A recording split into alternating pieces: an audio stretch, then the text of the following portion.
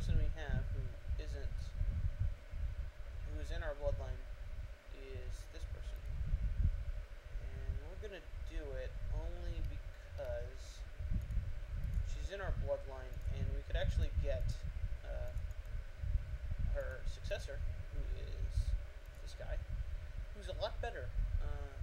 Who's a lot better of a leader than our dude. When she dies, he'll get the province, and then we could finagle him to be the heir, or just have better control over him and his heirs, and just have a better hold on our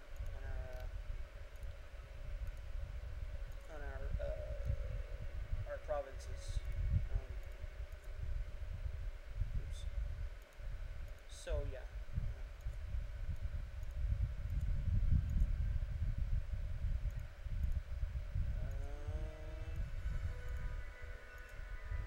Let's check out our reputation now. Oh yeah, down to 3.3, and we're gaining loyalty with our bishop. But we're still not gaining loyalty with her. She doesn't like our character traits because she's modest, and we're guy she doesn't like. But because she's 62, she'll die at any moment, and then this guy will be her successor, and it will be awesome. Oh, I need a new chancellor again. So this guy, her girl. Oh, she's good. I like her. Wow, she's nice. Her stats like. Yeah, I need diplomacy more than intrigue. This probably makes her like me more. Yeah, good stuff. Alright. Oh, and we also have somebody we can marry off. Oh no. It's because he died and stuff. Alright, so moving on. That was a good set of events. We lost about 100 gold from our debt. What did we do? As you can see, our capital's back over here. Or it will be in a second. There, okay. So, back into the trenches. Just a little update. Pisa has recovered from being looted. Yay! So, excellent. It's still a really crappy province, but we can go look at the pyramids and stuff, and say, "Hey, pyramids." Yeah. Everything's looking up for Egypt. Okay, we have an event that I was kind of looking for, but I'm surprised I didn't get until now. We were broke and have to sell books from our library, which is in Manipura. We also had another revolt in Giza, but that's going to be taken care of momentarily. So the only option we have is to sell them then. We lose prestige, we gain gold, and we lose the library. It's alright. This is expected, and that takes care of that.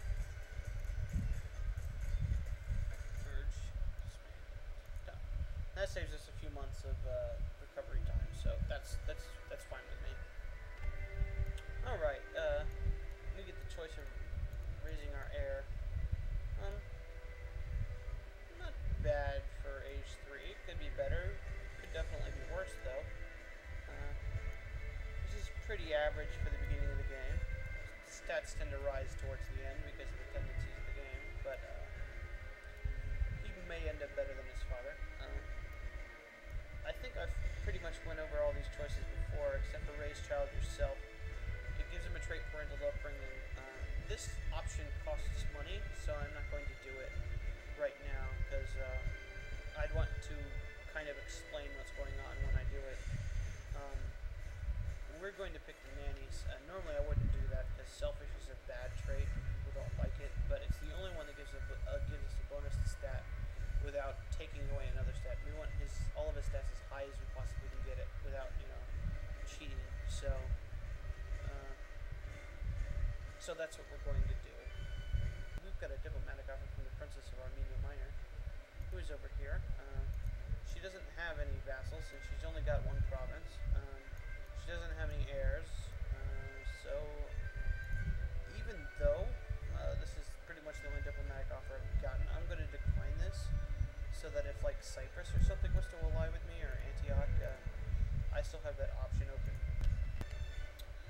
we just had our marshal killed in combat, and we lost the stability for it, and also our marshal. We'll probably still win this battle. Yeah. Giza is doing a number on us, though.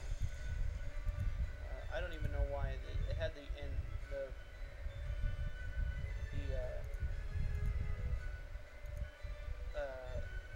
thing where stuff happens. And the revolt had already ended. Okay, this guy's disloyal and losing, so he's the only one we got, though. Okay, this guy sucks. This guy's the crazy guy. Never mind. You can be the marshal. I'll have to kick you out later or something. Alright. Back to watching paint dry. Alright, this is kind of... Oh, she's good. This is kind of one of those events that you get within court. When you start getting a bunch of children in your court, events like this and the opposite event where they get friends pops up. There's always this thing where they get a 75% chance of getting a friend or a rival, and then there's an option where they gain something for refusing. In this case, they will gain prestige, and now there's a chance. I think it's always a 30% chance they get stressed, and then a chance they will get other things. There's ones that can increase stats, but it's only like a 10% chance, so it's really not worth it. Besides, having rivalries is fun, so... No. A Muslim thinks about faith. How nice. Oh, you can think about that. Well, this is some welcome news.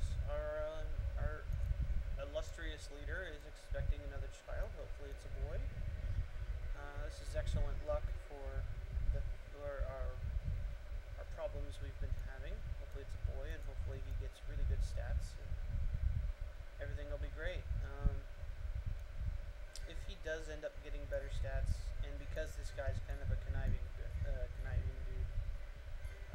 I imagine him as a bitter, twisted guy because of his deceitful and all the shit that's happened to him. And I'm gonna kind of role play him like that. And he seems like the kind of person who would change the laws to get a better person into a throne.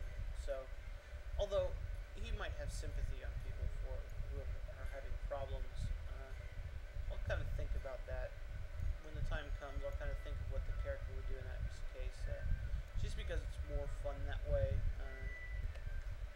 Our favorite little bastard came to his senses. Yay. He's still losing loyalty. We might make him our spy master. Yeah, we're gonna make him our spy master again anyway. He is the best.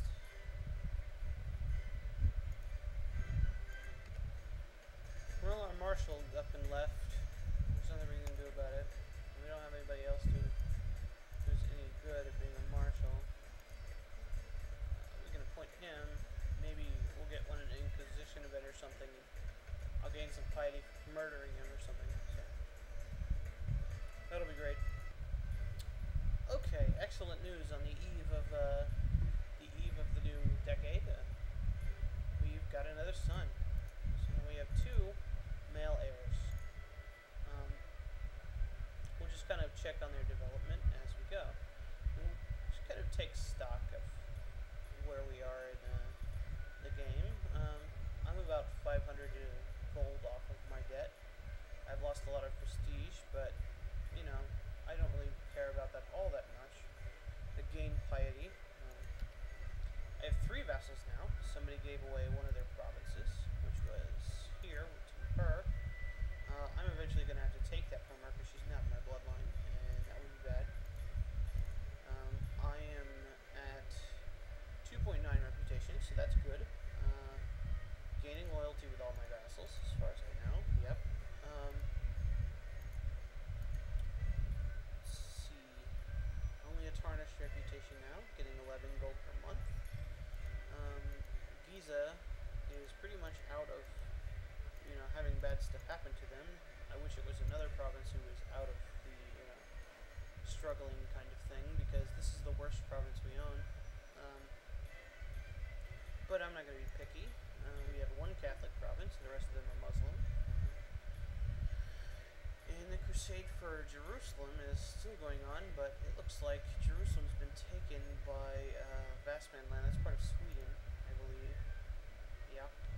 So, crusade will end soon. I'll not be losing piety anymore. I don't know if I'm losing piety or not. No? Okay, so yeah. Kingdom of Egypt is doing pretty poorly though. They're spending a lot of troops to keep these two provinces in line. They keep rebelling and yeah, so. Oh, that's something else I noticed. The Duke of Normandy has seceded from England. This would normally be an opportunity for conquest. However, in our current situation and with the plans we were made before, this isn't kind of a ripe thing. The only reason we would do that is to get this province, which is something I might end up doing. Having 2 crowns is better than having 1, and it only takes 4 provinces to create the Kingdom of Nubia, so, you know, being double crowned would be pretty good. So yeah, that's kind of the status report for the end of the year, and just kind of celebrating getting another son. Well now, our marshal died, and we don't have anybody to appoint in his place. This usually doesn't happen this late into the game. It's interesting though. Well, this is pretty cool. The Templars are spawned. It looks like Sweden, Sweden is taking control of Jerusalem, and looks like they gave, the Bishop of Parma is in Italy. Parma. Whoa, Germany's, oh no, never mind, they're not. Okay. The Bishop of Parma spawned them. It's spawned by a random event, but yeah. Let's try to ally with these guys. See if they do it. Just kind of take a look at him. He's pretty good. See what he says. He didn't want to. Okay. So I'm gonna offer alliance again, just because he doesn't have anybody allied with him. I believe this is a king level title, yeah. And you can grab the knightly order titles, but it's just another crown. It's kind of gamey to do it because it prevents them from being spawned, I think. Or maybe you can keep spawning them and then keep taking their titles and keep spawning them and have like 50 Templar order crowns. That'd be pretty stupid. But yeah, nothing's really going on in our empire right now aside from the fact we have no marshal. So yeah, but our provinces are getting some good soldiers back. A good spot here for having some more guys. We're in a good position if somebody declares war on us. So back to the grindstone. All right, it's time to give Francis his formal education. Just kind of looking at his stats, he's been kind of gimped a bit. I think we're going to go for trying to get as much intrigue as possible, so I'm actually going to send him to the court. Hopefully he has better stout growth from now on, but I don't know. Until this kid starts getting stats, we won't really know if he's going to be better, and you never know until they actually get there, and so education trait. So, yeah. Well, there you go. Holy bejesus! England, what are you doing? Huge doom stacks. They're at war with Byzantium! Wow! Awesome! Not doing anything to them though. This is an emperor. Oh, this guy's got a bleak future ahead of him.